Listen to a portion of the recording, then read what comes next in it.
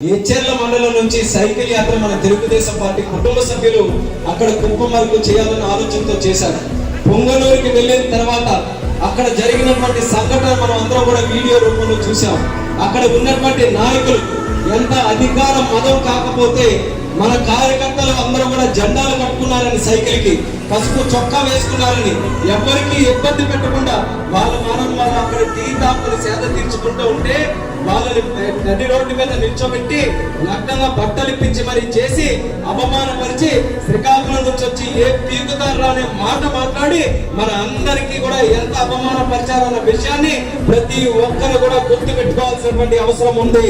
ఆ మాటలు ఏదైతే మాట్లాడారని కేవలం ఆ కార్యకర్త వైఎస్ఆర్ పార్టీ కార్యకర్తది కాదు,